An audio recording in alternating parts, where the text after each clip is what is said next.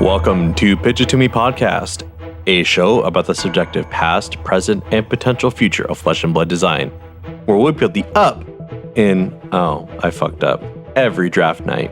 Today's episode will be about the Hunted Limited environment. You can find us across all socials such as Bluesky and Instagram at Pitch It To Me Podcast. I'm Clark. I'm Buzzy. And I'm Joel. It's super rainy tonight, so I hope you all enjoy the ambiance. That young ASMR. Yeah, no other podcast does this. We put it in our notes, but the rain's actually gone down a little bit, so maybe they won't hear it at all, and that would be great too. It could also just totally kick up again. Yeah. Or my brother might just be able to remove it all in the mix. Or maybe while you're driving to work, it's raining as you're listening to this, and that's the rain that's part of the podcast. Oh, yeah. Boom. Also obligatory LA, we really needed this. Wait, fellow PITM hosts, I have a special announcement for our viewers at home. Huh? What's this now? Pitch It To Me Podcast is launching our official Patreon page for all of you to subscribe to. What? No way. Let me tell you all about the rewards that you can get for subscribing to our Patreon. Alrighty. We have a $1 tier if you want to support the show with your dollar, but you're not interested in any fancy schmancy Patreon reward type stuff. We have a $5 tier that gets you an entry into our Crucible tournament, as well as access to our Patreon only section of our Discord, and you get the privilege of suggesting cards for us to shout out in our Arsenal zone. That's right. Going forward, we're going to be shouting out cards that you all select along with your notes, etc., and your thoughts on it in our Arsenal zone. So you can become a part of the Pitch It To Me podcast experience. And our $10 tier will get you access to our blog posts that we write on Patreon, as well as an invite to our live on Discord play nights that we're going to be doing every month. And I think out of all those, the one thing I need to talk a little bit more about is Crucible. So we tried this a little bit in November, but Crucible is our custom format monthly digital online tournament league. There's gotta be a better way of saying that. Crucible is our monthly custom format tournament league where I post a new format every month, something that is custom built. Like this month, it's going to be Uncommoner, where you play with CC heroes and you're not allowed to put any commons in your deck. You have to do rares and higher, and your equipment has got to be it's got to be Majestics or Legendary. So you're playing with only the most expensive cards in the game, but through Talishar. So you get to live whatever dream you want. Yeah, it's going to be really interesting to see what decks come out on top when you don't have access to those common and rares that are so often printed as like the backbone structure for a deck. And if that doesn't sound fun, next month we're going to have an all new format. That's the idea behind Crucible, is it's something new every month, hopefully something you've never played before. Mm-hmm. It's meant to be a casual league that you play with fellow people who enjoy discussing and looking at the game in new and interesting ways, right? Exactly. It's one of the reasons why we felt like this synergized with our podcast, because we're all about talking about design and evaluating cards in new and different ways. And this is exactly letting you do that. And we're super grateful for anybody who subscribes to our Patreon, no matter what tier you sign up for. We're just really happy to be making this podcast, and knowing that you guys like it too is really what matters to us. And we might be able to use that money to get our recording equipment a little bit in higher gear. And yeah, we have the most humble little garage setup, and we'd love to up the scales a bit with video down the line, a brand new booth, so we can do some really cool audio fixing. So all good stuff. If we can get up to $40,000, we can buy a special podcasting booth. Oh, that cuts out all noise from outside and stops any of our noise from leaking out. Well, there you go. Perfectly soundproof. Mm-hmm. We just need okay, hold on. It's 4,000 people. Well, what are you waiting for, everyone? I know you have friends and family, so get their cards too, in addition to yours. And those 4 wacky numbers on the back. Speaking of the blog post that we're going to have in there, I wrote my blog post for this month on my experience at the most recent Arcane Games and Event Open series. Yeah, how'd you do, Clark? I got to the semifinals! No fucking way, dude! I've been going to AGEs for the past year now. I did a little bit in 2023. Mm-hmm. I went pretty much the entire time in 2024, and I only got points once. which was at the Miss Vale's draft AGE Open, their first draft AGE Open that they ever did. And I bubbled out at ninth, Nice. which made me feel so bad. And so, like, when Hunted came around, I knew I had to go to this Open. I knew I had to, like, prove to myself that I can get top 8 in draft and limited play. And by the way, listeners, I think Hunted came out like the same week as this Open. So we maybe the week before? No, it the was like pre-release was the week before. Wow, yeah, day after. So if you want to talk about like just the raw skill of Clark right now in terms of drafting, he had maybe 2 drafts leading up to this event and just fucking crushed it. So yeah, pretty awesome stuff. Yeah, I was very proud. I was the featured drafter. It was a wonderful experience. In my article on the Patreon, I talk a little bit more about what it means for me, like, emotionally. But I'll definitely be sharing a lot of my opinions on draft and the Hunted in today's episode. But that was just a great experience. I appreciate everyone at Arcane Games and Events. I appreciate all my friends who helped give me all the experience and support and listen to me prattle on about cards. So it was wonderful. Also, another one of the PITM hosts who is also good at draft made the top 8, and that would be Fuzzy! Yo! Wait, didn't you, Fuzzy, or you, Clark, and Talon make top 8? Talon did not make top 8. Talon got like 10th, I want to say. Yeah, like he he was did surprisingly well when I think he had like a round 1 loss. So like he still pulled it back with a 4-2 record, did very, very well to get himself up the leaderboard there. Yeah. PITM's just good at draft. We are, and that's why everyone should listen to this episode, because this episode is our limited opinions episode, where we talk about the limited format for the Hunted. That's a lot of pressure when you describe it like that, but let's go. So for today's episode, on Red Pitch, Clark will discuss the draft process, and on Yellow Pitch, Joel will monologue about the mechanics in the draft format. And on Blue Pitch, Fuzzy eagerly evaluates the power in the format. And I think we should just start it off in Red Pitch with Clark. What do you got for us? Yeah. So I titled this pitch Drafting Hunt, which is kind of like serving. I did not expect that at all. Nowhere in the notes. Serve us some Hunt, Clark.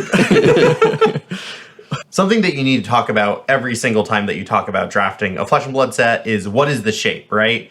There's so many different shapes in Flesh and Blood draft. Essentially, the ways that the heroes interact and their card pools overlap is typically called a shape. And we have a nice little triangle shape this draft. We have 3 classes and then 3 shared archetypes between those classes. So we have an assassin, a ninja, a warrior, then we have assassin warrior, assassin ninja hybrid cards, and then we have draconic, which is the shared link between ninja and warrior. So that creates our nice little triangle with little midpoints across each of the sides in between the little vertices of our heroes. And it's also funny how when you look at the mechanics, like what is unique to Draconic, what is unique to Assassin Ninja, what is unique to Assassin Warrior, I think the answer is just not a lot in general. Like Draconic has a little bit of their play where they're trying to have like wide chain links, but even Fang compared to Syndra is probably only having like, oh, I want multiple as in 2, right? Or like 3.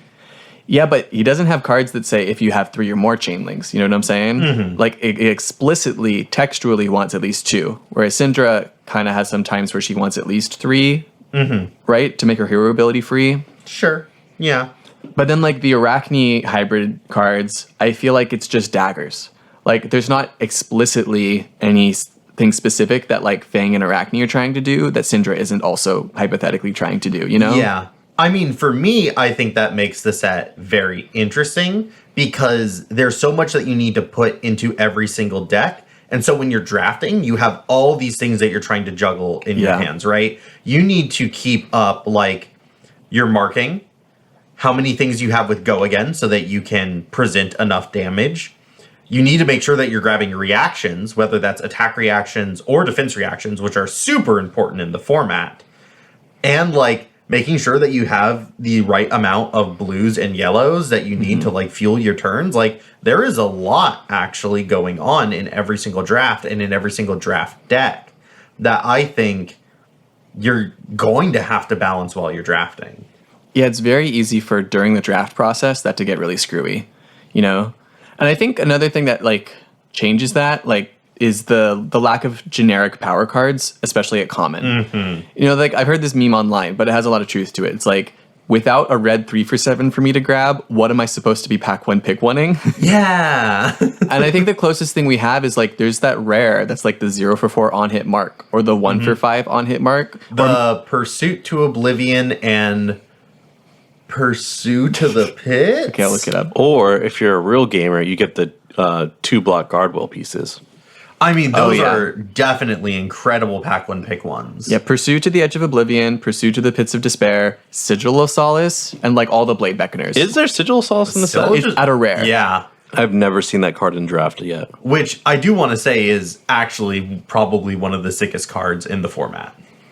But again, those are all rares. Like if you're looking at a common level, there's not a lot of like commons that can fit all the heroes really well. And that's kind of okay. Like, it makes it refreshing for a draft format, you know? Yeah, versus, I think, sort of what we got in Mistveil, which I think is, like, the closest to what we have here, where you could just sort of play blue Mystic Tempo for any of the heroes. That's not really doable in the Hunted draft. You need to have a much clearer idea of your hero and what your hero needs in the deck and what you're trying to do with the cards that you've drafted. Yeah, you have to draft pretty intentionally. So for me, I wanted to take this pitch and go over some of the draft lessons that I've learned. I feel like this is the first draft format where I've really started learning and internalizing a lot of lessons to the point where I now feel comfortable enough to verbalize them back out, right? So the first one is based off of these ratios. Know what your ideal deck looks like. So that is how many defense reactions do you need? And in what hero, right? Like for Syndra, how many defense reactions do you need? 0 to 1. 0? Against Fang and Arachne? It definitely depends on the hero you're playing against. Like against Fang, it does feel really nice to have those D-reacts. But if I'm going second and I have the tempo, I might feel like I don't need them. I also am having a lot of trouble in this draft format. Like I could have some like misconceptions that I think sound like the correct numbers, but then it ends up biting me in the butt later. Yeah. Well, one thing I do want to note is that Syndra has access to 3 defense reactions. Lair of the Spider, which marks the opponent if the attack has go again. Smoke Out, which marks the opponent if it's a red card. And then Lay Low, which you can't play if you're marked, but if the opponent is marked, then it gives their next attack -1. All of which block 3. I think Syndra should honestly be looking to have 2. So that you can sideboard in an extra defense reaction if the opponent is Arachne or Fang. So that you can have access to 2. But it's difficult, right? Because I think you put it great, Fuzzy. Turn selection. If you're going second, you don't want 2 traps. You want to put pedal to the metal, and you want to shove damage at face and deal as much damage as conceivably possible. Because when you have tempo and you draw a trap in your hand, that actually can feel really, really bad. Yeah, it's so finicky. Like very dependent on matchups, dependent on what your opponent is drafting. And there's so much to juggle that I hesitate to throw more in, you know? Like, what if I have a trap and now I don't have enough blues in my hand? Or I have the blues, but I can't pitch to my trap, so my blues aren't going to be doing anything on their own. I need reds in hand to fuel the blues. Continuing on talking about defense reactions, I think Fang and Arachne want a few more reactions. I think it's really important for Arachne to have the opponent marked at the beginning of their turn. And so defense reactions that mark do an incredible job of that. Not to mention, Arachne gets access to their own special reaction card that the other 2 heroes don't have access to in Hunter or Hunted, which is really cool because it could be a 0-for-4, right? It has the Riptide effect on it, which is if they played a reaction, deal 1 damage. Similarly, I think Fang really wants to mark the opponent because Fang is trying to get to 3 fealty as soon as possible. Being able to mark on your own on the opponent's turn is going to be really important for getting that fealty up really, really quickly. But at the same time, you need to balance this with just good reds? Or like what attack reactions do you have? Are those attack reactions on your daggers or on your attacks? Say for Arachne, right? How many sources of go again do you have? How many starters? How many one costs? In Syndra, are you just trying to throw a bunch of head jabs in a row? Or are you trying to swing a dagger every single turn? There's actually a lot of really interesting ratios in different builds that change how you draft throughout your packs. And I think having these things in your mind and understanding the archetypes going into the draft, your prep work going into the draft, is actually more important than what actually gets opened in your packs. And I think I sometimes fall into a trap of conflating them, you know? Like I'll draft a blue because I'll be like, oh, this will be good for all the one costs I plan on throwing. And then I grab like a 0-cost red and I'm like, this will be great for all the 0-cost reds I'm planning on throwing. But those are two very different deck archetypes. And it's good to know as you're drafting, like what type of deck are you building? Build to your strengths that you have, not just the potential strengths that like, there's plenty of cards that could be good in your deck, but your deck might not work with all of those good cards, you know? Yes, exactly. You really need to play the deck that you drafted. Not the hands you draw, not the hero you drafted, but the deck that you drafted. I am reminded of actually a heavy draft that I did way back when, where I drafted very, very poorly. And I think I opened a lot of like very plain packs. There were no good rares or anything, but I did get one good pull, which was the attack reaction, it was the non-attack action card that let me sacrifice a gold to give something +3, and if I wager, it can win me that thing twice. I pulled like one double down. That was like the one good card. Like I had more yellows than reds in this draft. It was not a good draft, right? But I just played around double down so that I would have a turn where I pitched a blue, played a red pump card, and then just said, here, this is now coming in for 12 overpower, and I'm going to win a bunch of wagers. And it always swung the tempo in my favor, and I always won. So I just blocked a bunch until I could play that hand, and then I would take the tempo and throw like my little 3-for-6s, which were all yellow, or swing sword twice, and then I would just win the game off of that.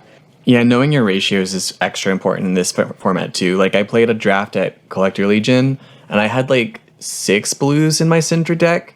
It was something that like felt a little bit on the low side, especially at the time. I didn't have very many like yellows to supplement, and I drew like 2 in my opening hand, and I made the mistake of like getting rid of both of them, like pitched one and played the other. That way I could arsenal a red and still use my whole hand and draw up. But instead I should have like just kept one blue, because knowing that I had like only 4 other blues in the rest of the deck, it made so much more sense to keep a blue because I wasn't going to get value when I played it. And of course, like my next 3 hands were all red hand, all red hand, all red hand. I'm like, just keep a blue fuzzy. Like your deck doesn't have very many. Keep in mind how many blues your deck has, and you should be able to play around that, you know? One thing that I've noticed is I've lost a lot of my games, or even won quite a few of my games based on whether the opponent draws like an all red or an all blue hand. Like that feels especially punishing in the hunted. The final lesson that I've learned from all this, paying attention to your ratios, playing the deck that you drafted, is draft like you're deck building. You're just doing it on the go and you can't edit it, right? What do you mean by that? So think about when you open your Fabry page and you click your hero, right? And you start putting the cards in. You probably start with a few cards that you know need to be in your deck, right? So like Joel, when you build a new Bolton deck, when you're just like, maybe Bolton's good this meta, you always start by putting a couple of cards in, right? Like you just start going like, this goes in every single Bolton deck.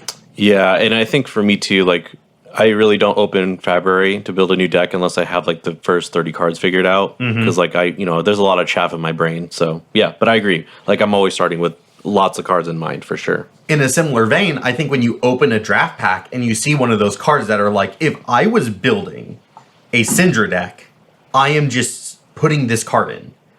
Okay, that's a good pack one, pick one, right? And as you go along, you're not always going to get those cards. So now you need to start filling out the archetype, and you need to realize, well, what are my hands going to look like? What are my resources going to look like? How do I use my resources efficiently on every turn? Do you feel like those specific cards are very objective in this format? Ooh, that's a great question. Because I've noticed it shift a little bit. Like when I first started all the spoilers for this format, I felt very like leaning towards Syndra. Like I'm like, here we go, ninja time and draft. I love drafting ninja.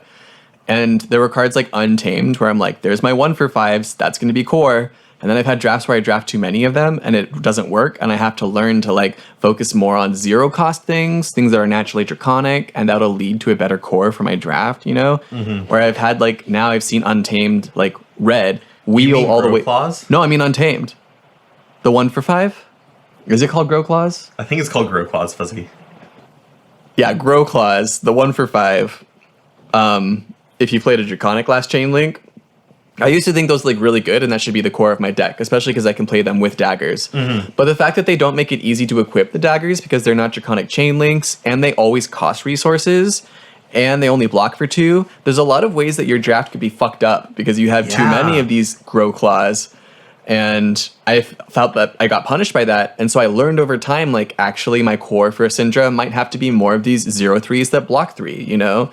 Cards like Bloodline, I didn't really like at all at the beginning. But now I'm like, it blocks for 3, and it can be a starter if it needs to, and it's always going to come in for 3. Like, it makes a very nice core of my deck. I'm not going to pack 1, pick 1 a Bloodline. But cards like that I've learned might be more important for my deck than things like Grow Claws. Yeah, there's always, like, the good cards that you're always like top tier, first thing you put in. Then there's like, well, here's the basic chaff that fills out the deck and the game plan. But even just by conception of what those different tiers of cards are has definitely been changing over time as I draft this set. And I know this should happen all the time. That like, there should always be cards that like get better in my mind and worse. But with this set, I found it's still changing. I still am trying to figure out, like, what should I be prioritizing and what should I be, like, grabbing as power cards, you know? It's hard. Drafting is not easy in Flesh and Blood. That's why I think it's a legitimate skill, and I think that's why you see a lot of the same people doing good at some of these limited events. I guess with Syndra, I think we can all agree that, like, Dragon Power is, like, a really good rare. Yeah. But what you're saying brings up something really interesting, right, Fuzzy? Because it's like, well, what are the really, really good cards that you want to put into your deck? Okay, well, also be aware that, like, sometimes you don't pick those cards for the first few packs. This is a pack with, or this is a set with a really flexible shape. This triangle shape with really strong sides, these shared elements, it makes it really easy to stay open. And I think in other sets, for example, going all the way back to like the early Flesh and Blood sets, Monarch, Uprising, they didn't share a lot of cards between heroes. And so you actually really got rewarded for staking your claim early in a hero and forcing really, really hard. Well, I think a set like this, it's so much easier to stay open and then realize what the people to your right are passing you. Like, if pack 6 you get a 2 sides of the blade, Arachne is open. That is a signal. Even if you have picked like 3 ninja cards by that point, just full pivot out and like start going into Arachne. And if the other 3 cards that you've drafted up into that point are Assassin Ninja hybrid cards, okay, you still have some cards from your first early picks of pack 1. And you will be okay. You can lose 6 to 8 cards in a draft and still have a very comfortable, strong 30 card deck. So reading signals and staying open can be very rewarding in the hunted. The question is, how late should you really be waiting? I had one draft at the AGE draft. It was my first one, where for the entirety of pack 1, I was taking either Assassin Warrior hybrids or like 3 actual Assassin cards, 4 actual Warrior cards. But I didn't really know, like, at the end of that pack, which hero I was going to delve into. So I was actually able to wait until pack 2, which I would say is, like, very late for most Flesh and Blood drafts, and this format included. Yeah, I think you should be seeing signals before then. Like I was saying, pick 6, pick 7, you should generally start to see really powerful reds from certain classes wheeling. And you should be able to know your pack composition and tell what else has been getting selected out of there. But it's definitely you can go a lot later in this than you have in other sets. I feel like with this set, there's the easy signals and then the more nebulous ones, because every pack is going to have 2 commons of each class. Yeah. Like sometimes there's a third, and that can screw it up. But like when you see there's 2 assassin commons in the set, 2 ninja commons, but only 1 warrior common, and it's only been like 3 picks, then you know there's going to be a person to your right that's trying to go into warrior, you know? Like those are the clear signals. And what you mentioned there, Fuzzy, brings me back to those first few draft lessons that I was mentioning, right? Which is like, look, you may misread a signal. You may end up with 4 arachnes in your pod.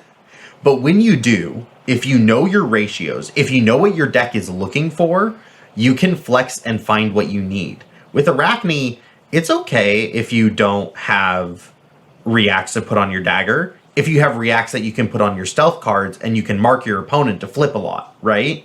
So if you know the general things that you're looking for, the things that you're missing, and you know how to prioritize them in the packs when they come around, then I think you will end up being okay in most drafts, even when you misread a signal. Even if you end up going into the wrong hero, even if you're in the 3 of a class or even 4 of a class, you can still end up with a pretty good record in draft just by knowing your ratios, knowing your deck, and playing to what you drafted. Yep. And that took me to a top 4 finish. And of course, a little bit of luck goes a long way. But now I think it is time that we move into what happens after you have drafted and built your deck, which is playing with the deck that you actually built and drafted.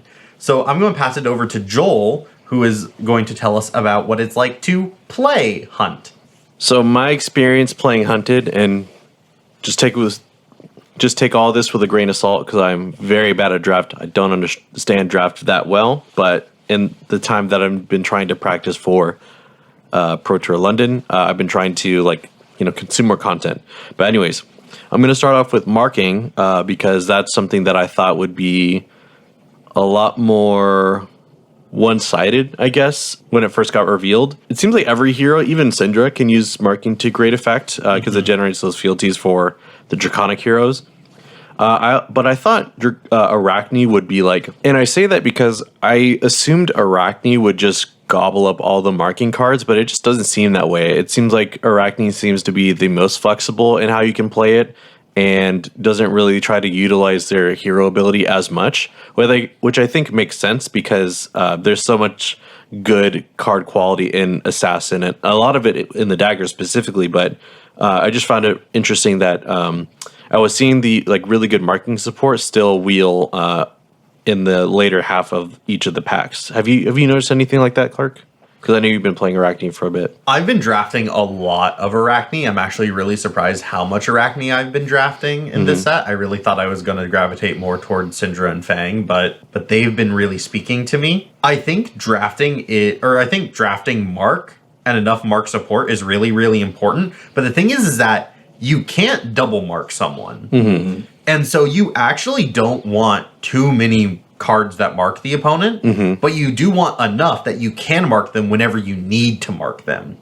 But what's nice is that you always have your daggers, so putting like an incision or a take a stab can be very similar to playing a scar tissue. You just have to break your dagger to get the mark now, right? Yeah, that's true. But Fang, on the other hand, I've tried playing him a few times in draft, and it's felt like you can't do anything without fealties or marking. Like, there's no I'm going to pitch a blue every turn and play, this Kasai level play style in draft. It feels like you have to be building to fealties, and any more than 3, I feel like you start struggling a little bit. But I don't know. Have you guys been playing Fang much? The difference between Fang with no fealties or 1 and Fang with 3 fealties is really huge. Yeah. The faster you can get to it, the harder it is to lose that game. Yeah. I mean, I still find ways, but Same bestie. my draft experience, I've been playing a lot online, and I've been 0-1ing most of my drafts online. I don't understand why, and I always type into my opponent, I'm like, why did I lose that game? And the poor opponent has to be like, I don't know, bro, you suck. What do you want? GG no re. For me, I think Fang really needs fealty to bail. At least one fealty can bail you out of bad draws. So nothing is worse than drawing that like no draconic hand. Yeah. Right? That Fang can sometimes do. And having that fealty can bail you out of that and give your dagger go again and still help you present the value.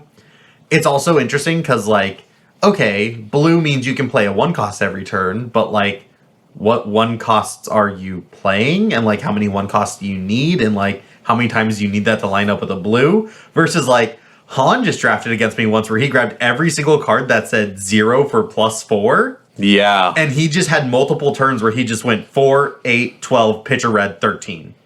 And I'm like, okay, I guess.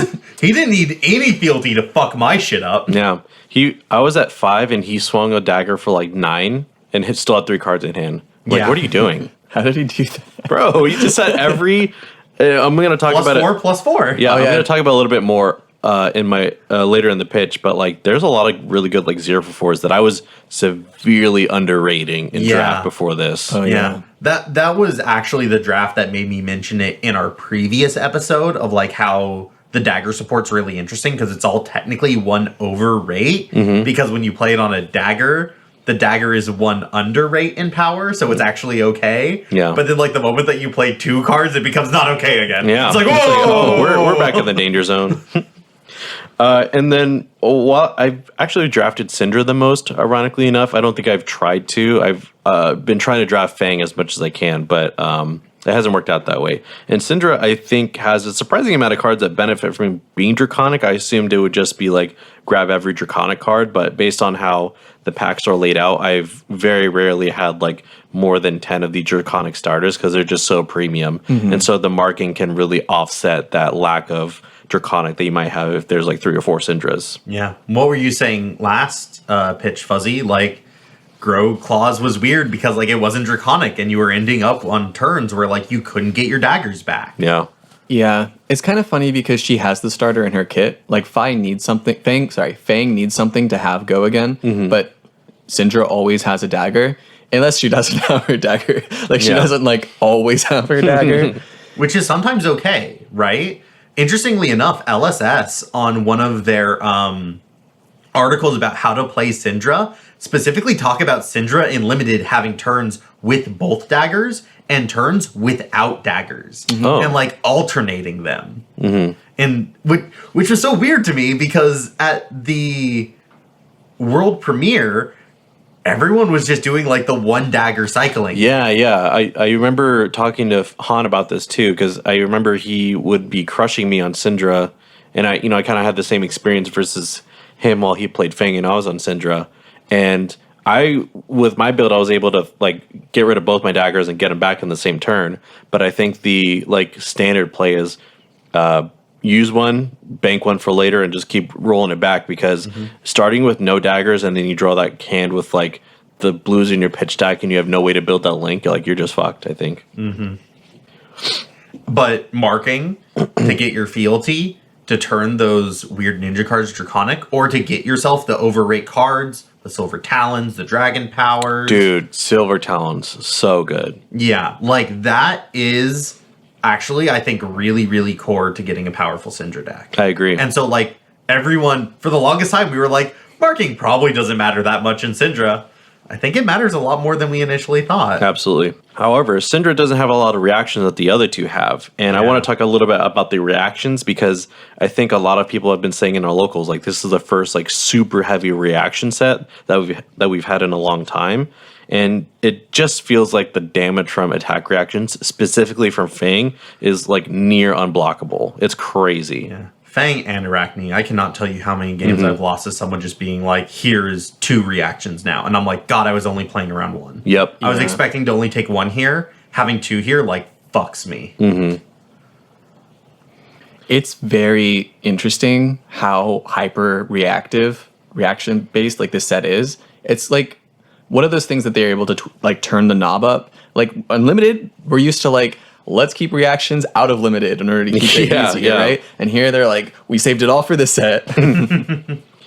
Yeah, and I do like it because it stops like fatigue strategies from being a real thing, especially since Fang's reactions often go over like, every D react blocks for 3 at the max, and all of Fang's reactions can be 3 at a base, and then often go to like 4 and 5 depending on the sequencing of your hand. If it's the second chain link, if you do a 1 cost instead of a 0 cost, right?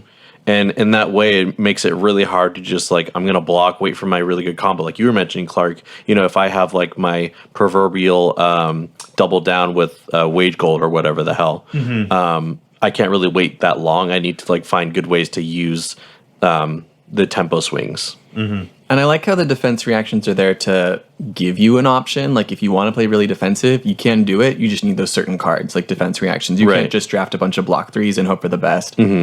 Although one thing I also do find refreshing about this format is that I'm not guaranteed to see my entire deck, especially if I'm playing one of the Draconic heroes and I pair up against the other, maybe save for Arachne Mirrors, this is not a very fatigue-based format, which we've kind of had a little bit of I guess I'm going to use the word problem.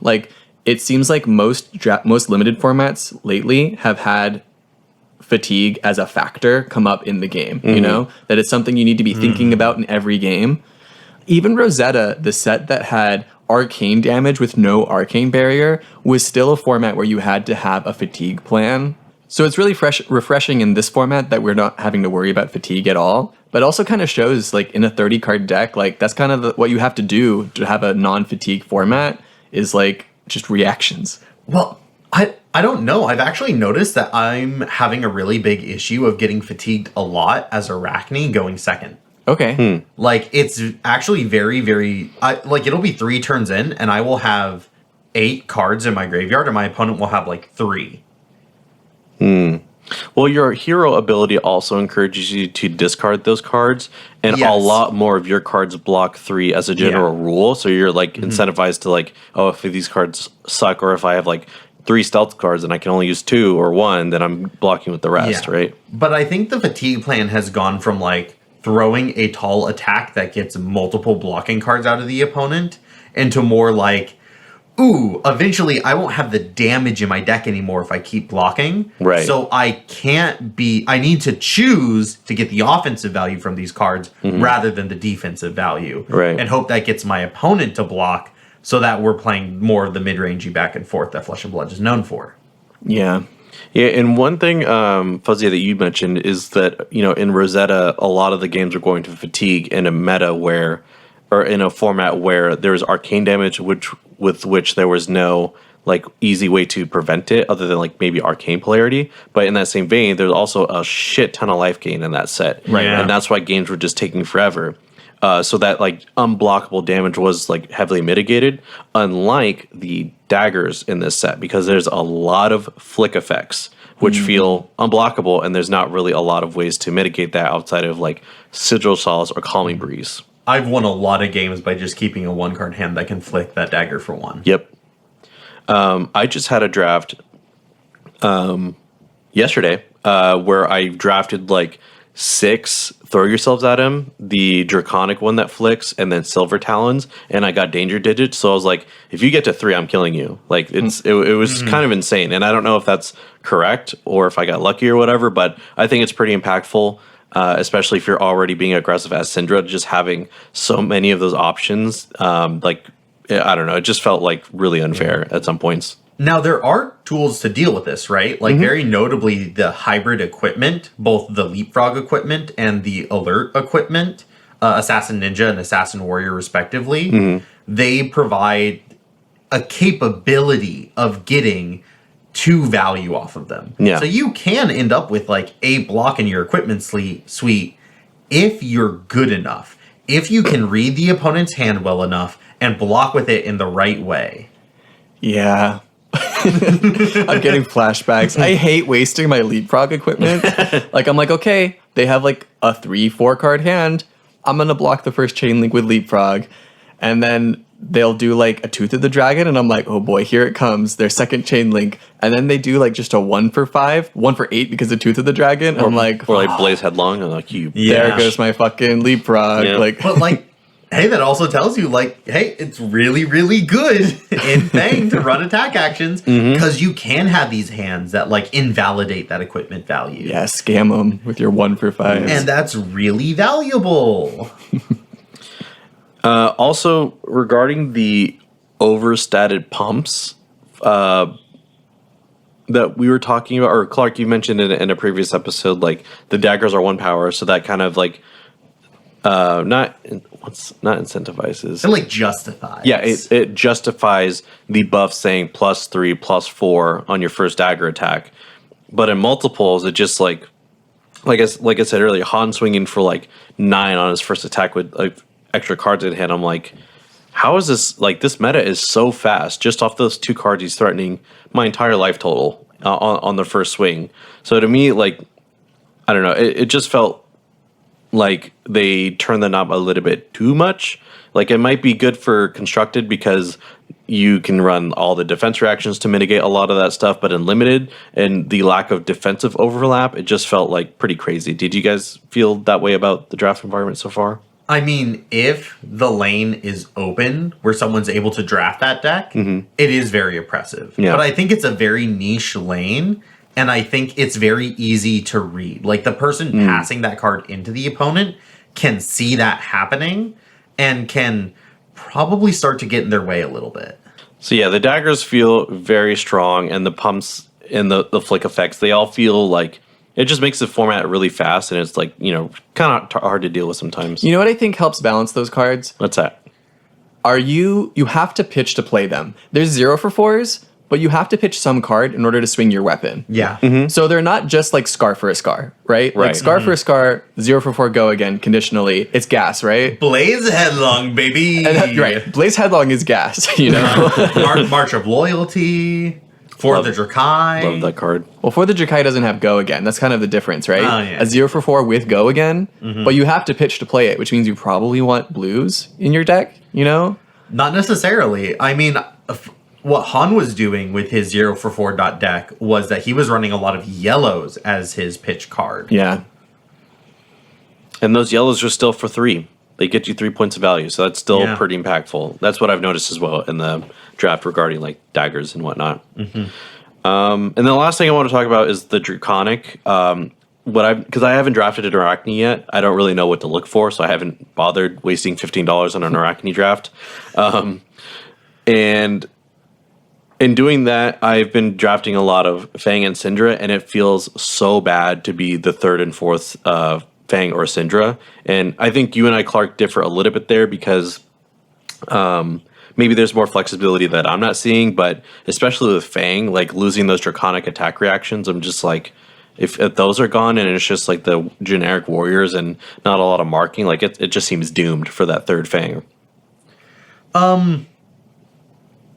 Yeah, so I think this is really the question of like, what happens when you're the quote unquote 3rd in the hero or like the 4th in the hero, right? I think what you need to do in that situation, because you realize you have a smaller card pool, is again like focus on those ratios. What are the individual tools you need to win the game, and just draft towards those. I think I definitely see it with Syndra, because you can't just like grab some 0 for 3 reactions in hybrid, right? Like that's a big bailout for Assassin and Warrior, I think. Definitely. I think that's a really big bailout that they get to have that Syndra specifically doesn't. But I honestly still think that there is a version of each hero where you can lean one direction or the other on the triangle, right? So if you think about each individual vertex of the triangle and then the 2 sides that they're connected to, right? So for Syndra, it's the Assassin Ninja side, the Draconic side, and then her own vertex. You can lean towards Draconic, or you can lean towards Assassin Ninja. Like, Joel, you had an Assassin Ninja Syndra deck last night, right? You were flicking your daggers left, right, and center. You picked up like 6. Throw yourself at them, right?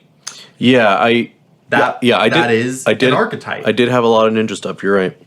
And so, like, I think you could look at like 10 Dracon cards and be like, is this a good Syndra deck? And it's like, yeah, that's a super playable Syndra deck. You just need to know how to win with that archetype, right? Which is probably like dagger, dagger, throw your daggers. Yeah. And if you manage to do that, then like the opponent will be taking 4 every turn unless they want to start giving you cards from hand to stop 1 damage.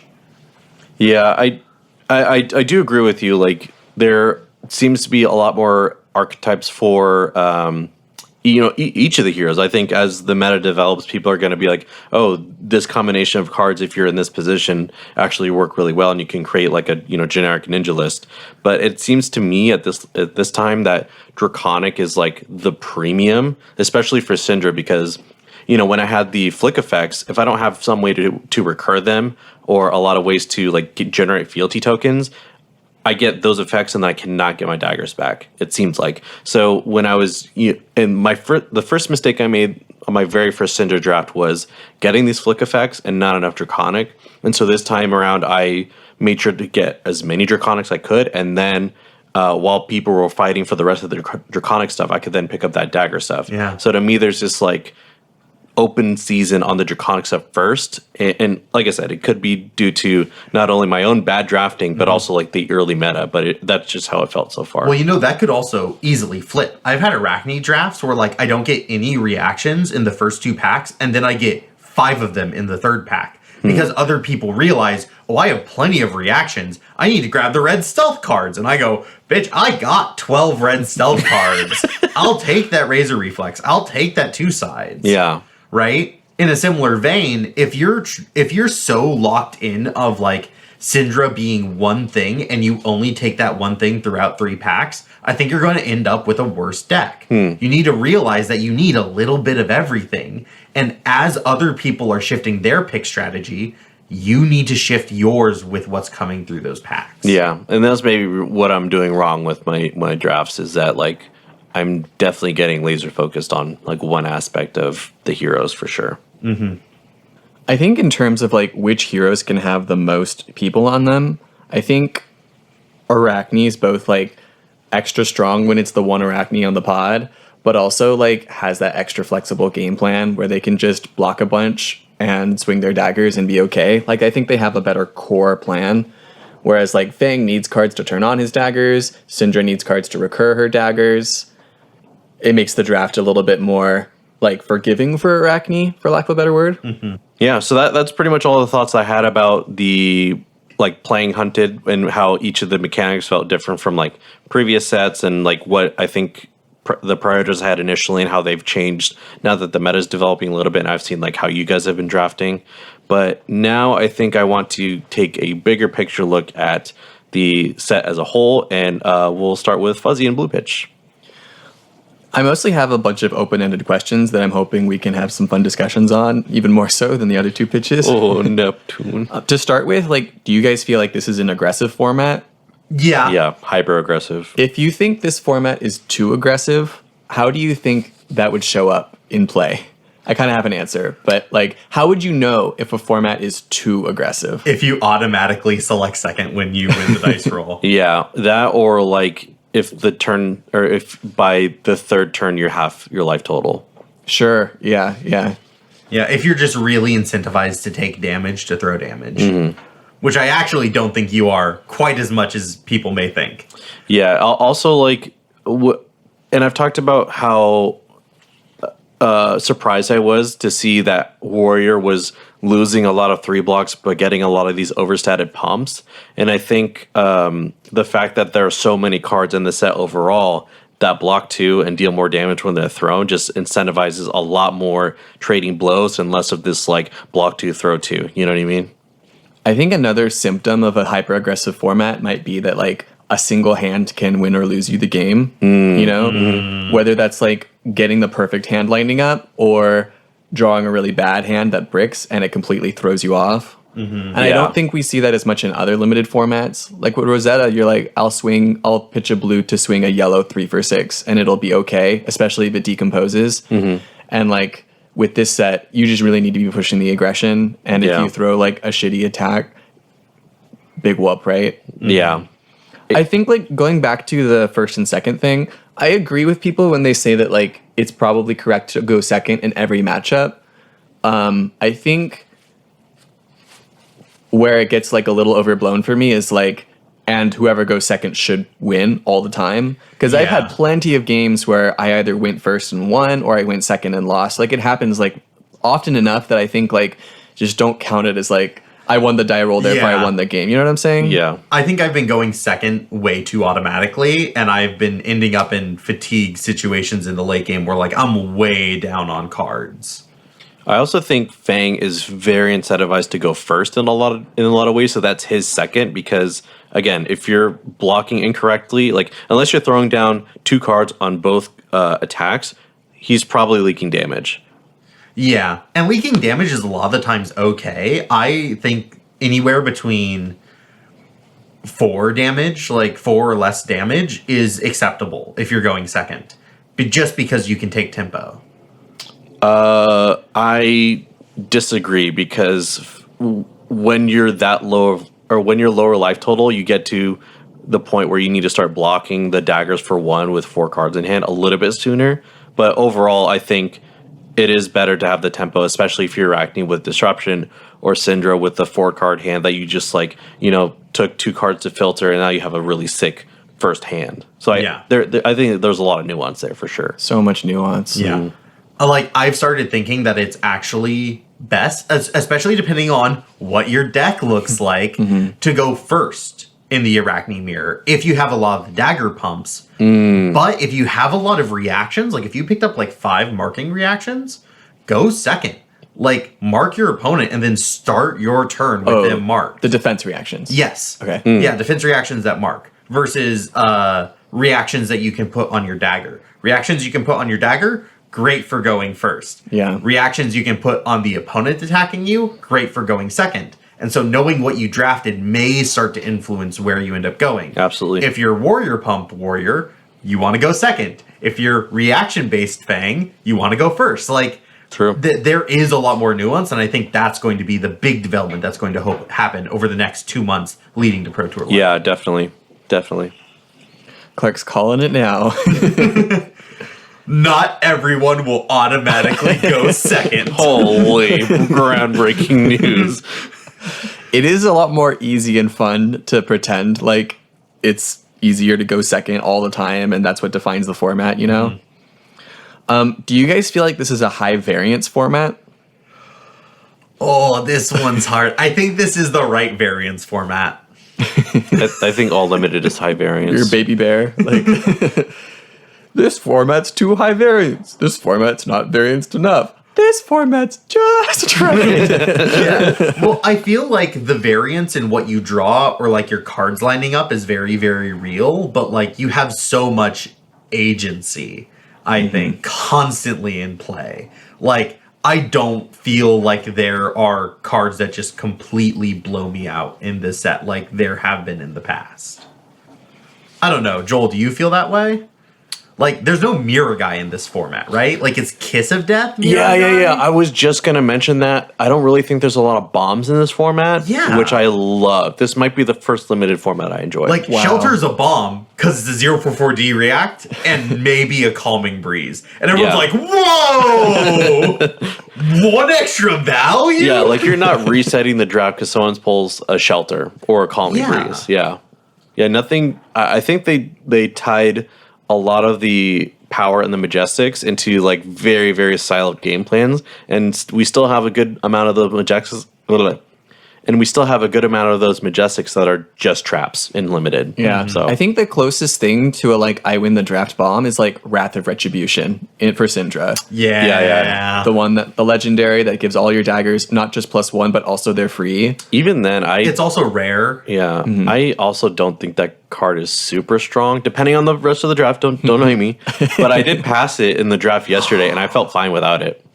Well, yeah, you could do good without it, but with that card, the cards are so good. Even if you pay full price, if you have your daggers up already, then you pitch a blue and you go 3/2/2, 3 for 7. Yeah. But I beat the Cinder that did draft it. So Well, it's not my fault that you're a very sexy Flesh and Blood player. If you had Wrath of Retribution, I didn't include it in the calculations. Joel at the beginning of his pitch, I'm really bad at limited guys. Also, Joel, yeah, I fucking slammed this other Syndra. you know what though?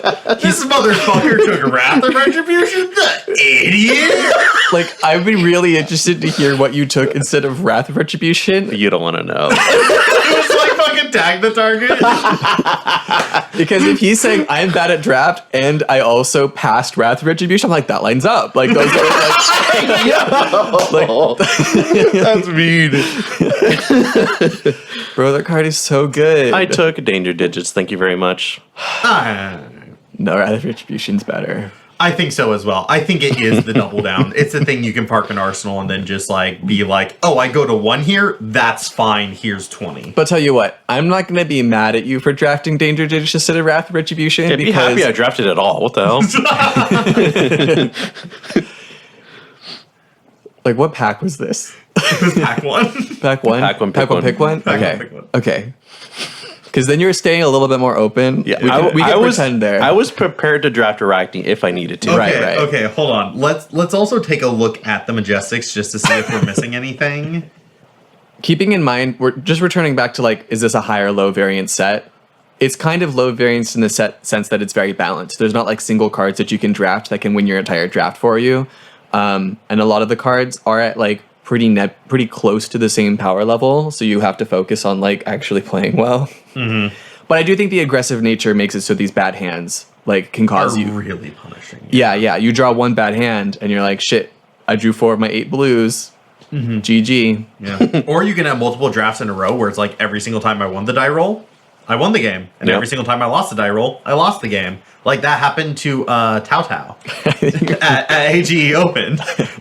like after our game, I was like, so like, how do you think that game went? And he goes, I've won 3 games and I've won 3 die rolls. I've lost 2 games and I've lost 2 die rolls. And I'm like, yeah.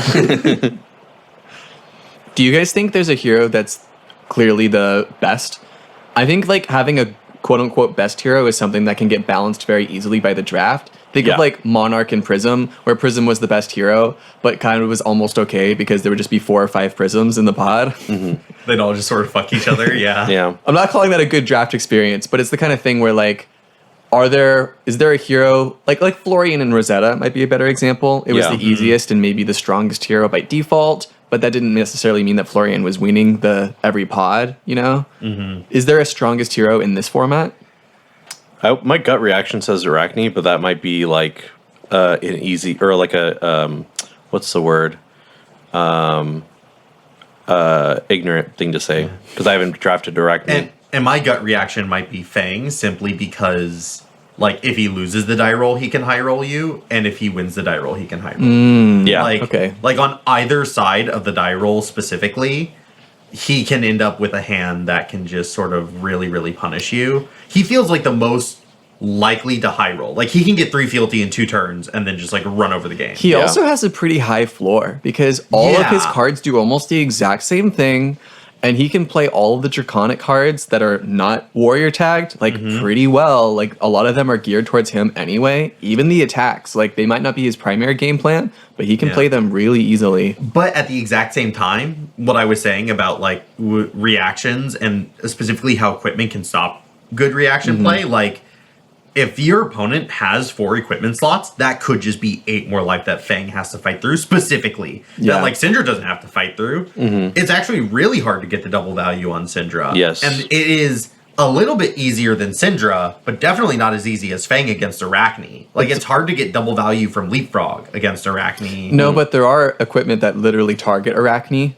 It's almost Yes. It's almost like that is slightly different. It's Yeah. almost like Arachne and Fang are kind of meant to have slightly higher power ceilings / floors, but the equipment are there to counter them anyway, whereas none of the equipment can really target Syndra. Yeah. I also think we're talking specifically mechanically, but in taking your example from Monarch Fuzzy, and this might not apply directly to the Hunted, but Fang cannot be above 3 and do well, I don't think, in the same way that Arachne can. And I just think Arachne has more tools in the draft that allows them to play into so many different play lines. Yeah. Not in the same way that Fang can, because Fang, you really just want fealties, and like the whatever is on top of the fealty generations is gravy. So I think Arachne, just on virtue of having more options in a draft, would be the best. In the same way that like there could be like 3 or 4 enigmas, and even though they're all sharing the same ward attacks, it's like the same.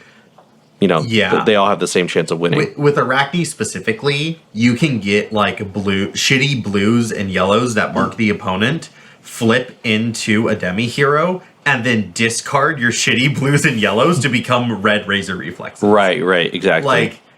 Like, Yeah, like that's just solid. whereas Fang like probably wants at least some draconic attack reactions just Have to to. play the Yeah, game. Straight up to. have to, yeah. Even a hypothetical defensive version of Fang wants like some of these in order to push any damage. Yeah. What are you gonna do? Swing dagger for 1 and call it a day? I guess like you can play 0 for 4 pumps that block for 3. So Yeah. you could make your whole deck block 3s and then have face up damage. But again, I still think that, like, regardless, even when you're a 4 of, I think you can still find yourself grabbing strong cards consistently in hybrid slots. Yeah. Like, even if everyone's fighting over the reactions, you'll be grabbing all those hybrid cards that mark, you'll be grabbing all those draconic 0 for 4 attacks, and those sidesteps that are, like, Syndra never wants those, right?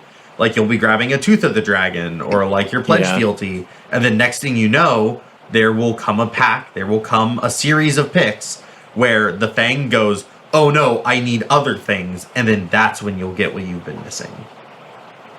It can still happen. I agree, it's still probably the worst, but I think it can still happen.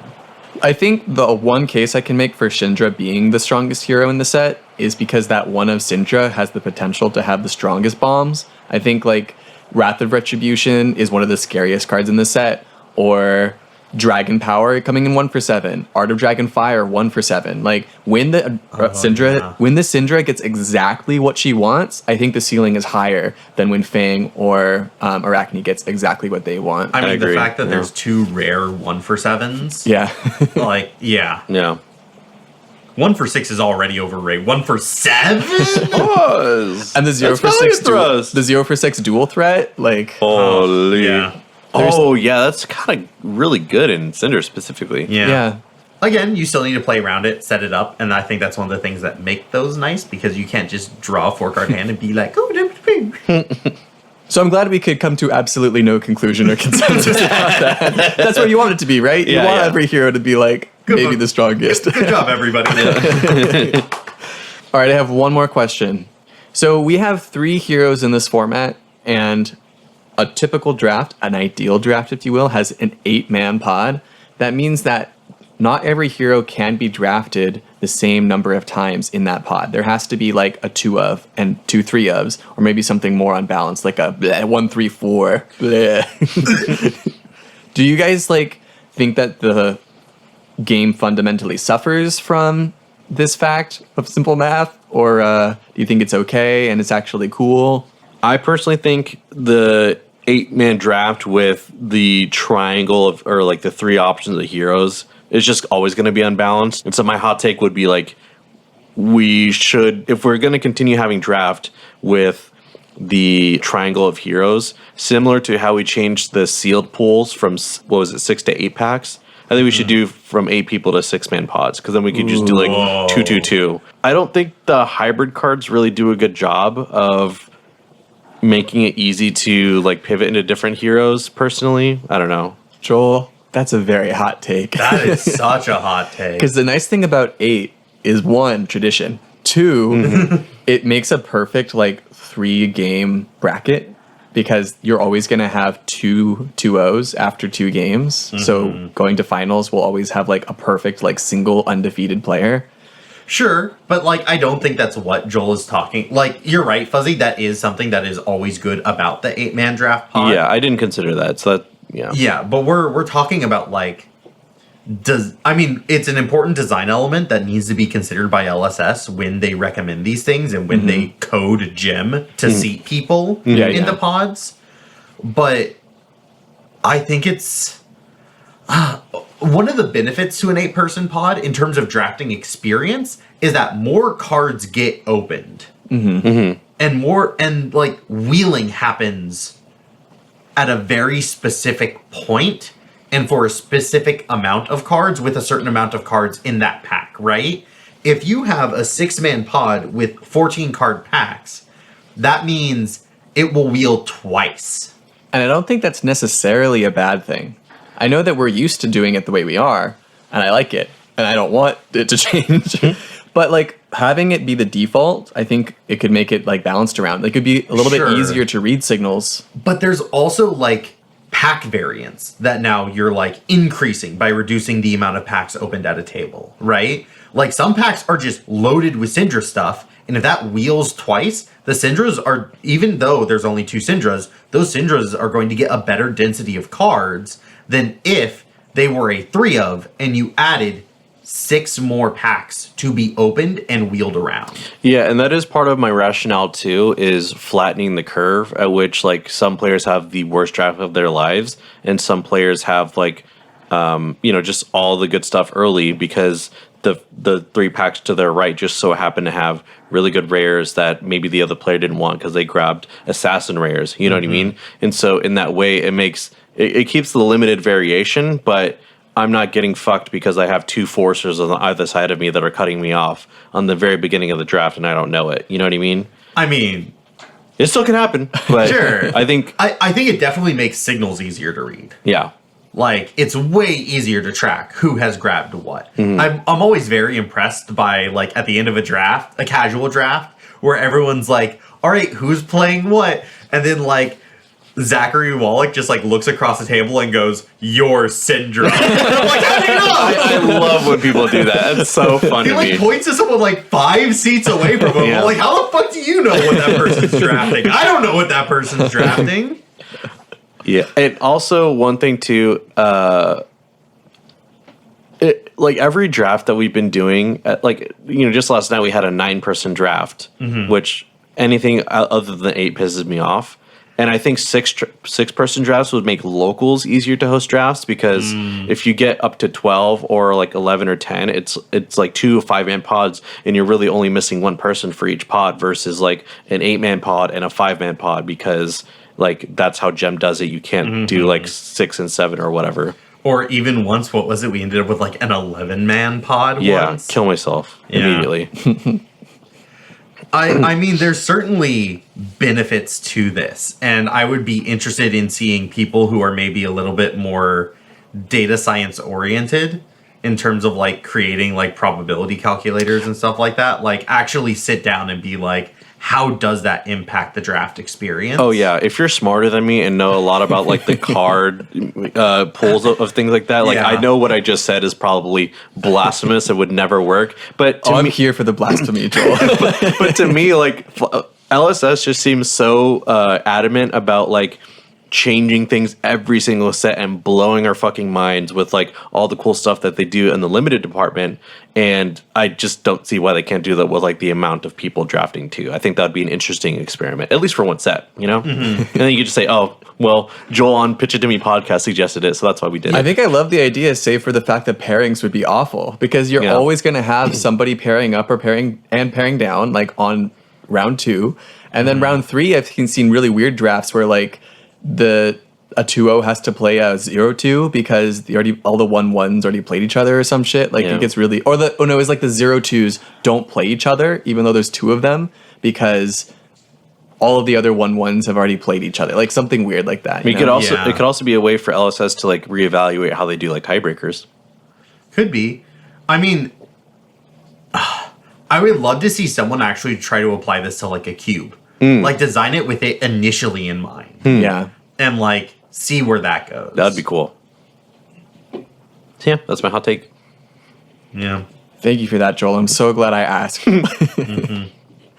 we ready to move on to our Arsenal zone? Oh, sorry. I just want to respond really quick. I disagree. All right, we can go on now. Moted. Okay. What's our Arsenal zone, Joel?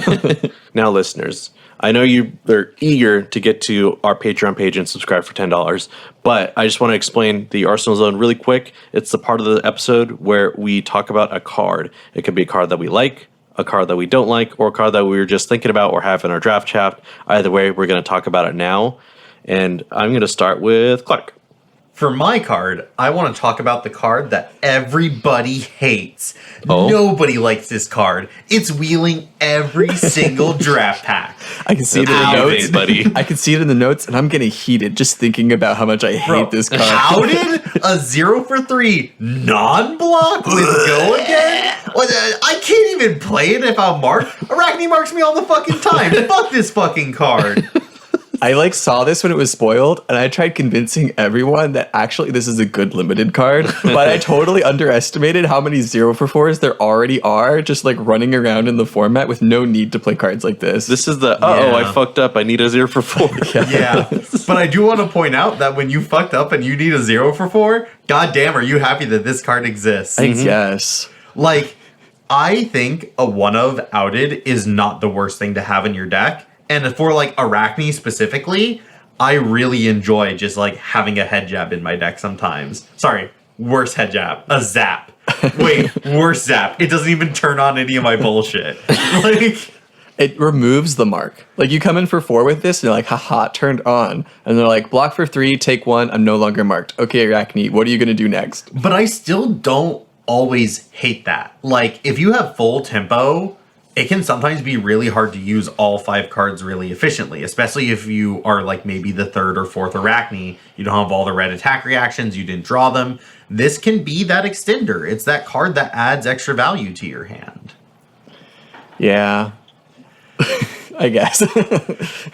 I don't know, man. Every time I start to get a little bit more comfortable with this card, I get it stuck in my hand or stuck in my arsenal because I keep getting marked or I need to block. Oh, I never want to run this card against an Arachne. Ever. Yeah. Maybe against Syndra if I am also Syndra. That's the one time.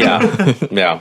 Yeah, because it's very, very rare that you will begin your turn marked from the opponent. Maybe as Fang, you can run it because you can just consume the mark and get the fealty and move on with your day. Maybe you start your turn getting rid of their. I don't know. Maybe it's okay in Fang. I think it mostly determines on who you're facing rather than what you're playing. Yeah, playing against Fang is completely happy leaving you marked at the end of his turn. Arachne is super happy leaving you marked at the end of their turn.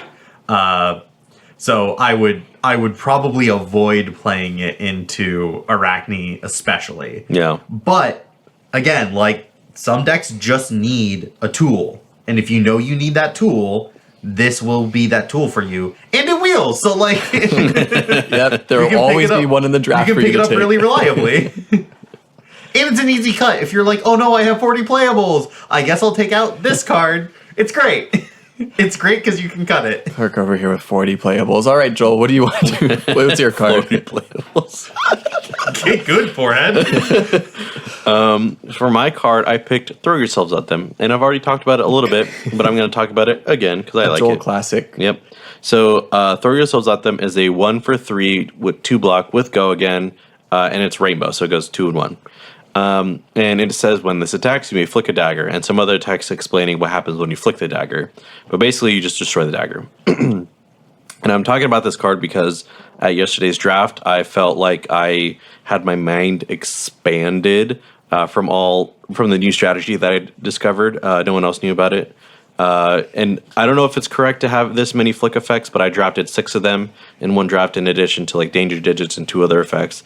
And I don't know, I'm really high on the direct damage because you get to low life really quickly. And unlike Fang and Arachne, I feel like Syndra can have a hard time closing out games, especially when Fang can keep 2 cards and threaten 9 damage once he has 3 fealties, or Arachne with the evasive reactions and the graphene chiclets or whatever they're called. So it's just a cool way for Syndra to end the game if you're in a really tough spot or you just got disrupted. So yeah, I think I'm down on this card, but it's one of those ones that I have to be am I losing because I'm down on this card? I'm not saying that what I'm doing is working, but I don't evaluate this card very highly in draft. I think it's certainly more of a Syndra card than an Arachne card. I agree. Even Arachne, the toss being able to mark, I guess the mark is probably consumed. But it's coming in for 3, so it's easy for them to block it, and then you get to keep the mark. Yeah, I've also seen them block 2, take 1, and it. I am just not super high on this card, but maybe that's because I've been playing more Arachne than Syndra. It's also just on rate. It's a 1 for 4. Yeah. Yeah, I think what I like most about it is, like you were mentioning earlier, I think the consensus with like some of the people that have been enjoying Limited is that you play with one dagger, you keep the other, and you just keep rotating them out.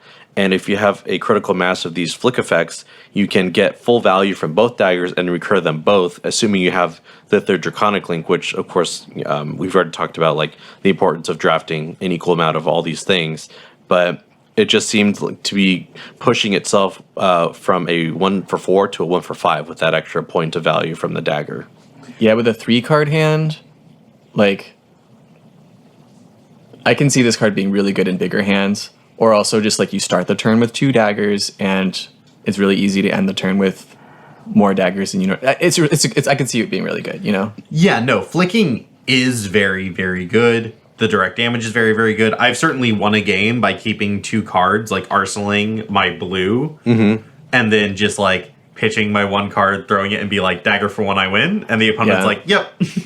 Yeah, I think my favorite color right now is the blue one because I'm just pitching it for resources in the end game, or if we're still both alive, then it's just GG's. Yeah, 1 direct damage, and it comes in for 1 that they have to block. Like, killer. They can like go to 2 and be like, I am safe from these daggers, and you're like, haha, no the fuck you ain't. And if you have danger digits like I did, 3 is a kill zone. Yeah. So that felt really impactful, even if it is just like you said, Clark, it's on rate, cool. But the rest of your draft is what makes it more powerful. It's a very good tool. I like it.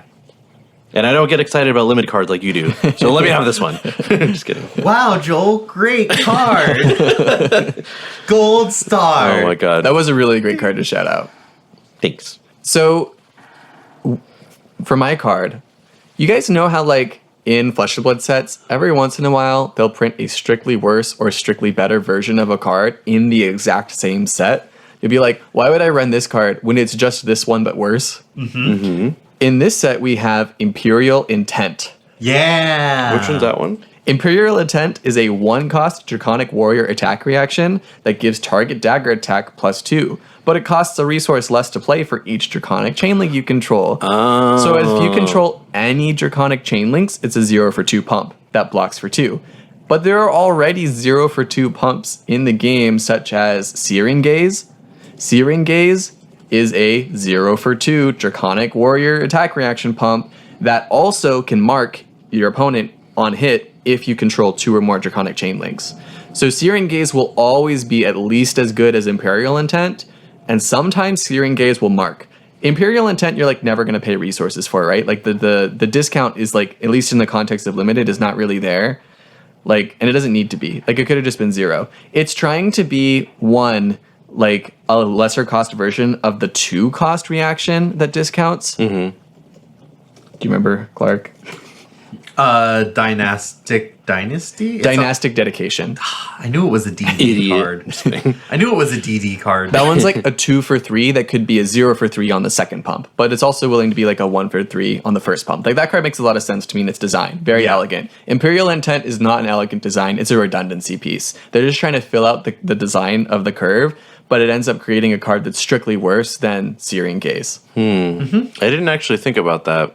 Yeah. And Imperial Intent is a very runnable card in Limited because you need to have this critical mass of Draconic Warrior attack reactions. I just have a hard time mentally, emotionally, taking a card that I know is a strictly worse version of another card in the set. Yeah. Even if I'm not even really using Searing Gaze on the second Chainlink, those cards are exactly the same in a lot of the ways that I play them. But like, I don't want to take the bad one. It's really funny you say that because one of the things I've been having issues with, like building Fang NCC, is determining which of these cards are draft chaff and which of these are like staples, because they're both commons. Yeah. And that sentence kind of gave me the realization that Searing Gaze is just better. Run that if you have to pick one or the other. Yeah. I mean, I'm not going to bring up fringe cases where like Imperial Intent might be good, because like, I can't even think of any. I like Frost. Like, you're right, Fuzzy. It is worse. I'm just going to return to those draft tips I said at the beginning of the episode, which is like, when you just need shit, it is there, and it wields. And I appreciate the redundancy, Yeah. They have to print cards that are at least a little bit different from each other. They're not going to print the exact same card. And I'm glad I brought it up because I learned something about how frostbites work. I had a misconception. Nice. And I brought a copy of Imperial Intent for both of you to sign. I've got one for you and one for you. Thank you, Fuzzy. Wait, guys, is that the podcast? We have to stop now. I think that's the podcast. This was a long recording session. So have a good day, everyone. Join our Patreon, and we'll see you next week.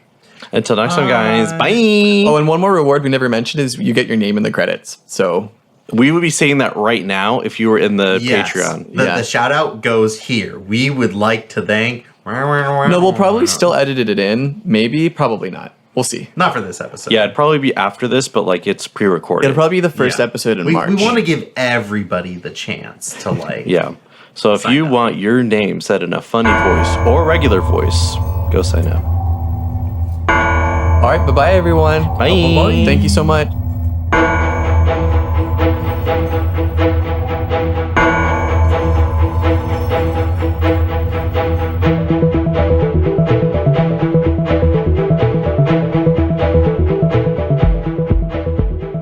Pitch It To Me podcast is hosted by Joel Recinos, Clark Moore, and Fuzzy Delp. Our executive producer is Talon Stradley. Our logistics coordinator is John Farkas. Music is produced by Dillon Hulse. Logo is designed by Han V. And our sound mixing is done by Christopher Moore. Last but not least, thank you, the listener, for taking the time to listen to our podcast. Be sure to give us a follow on your favorite social media platform at Pitch It To Me podcast.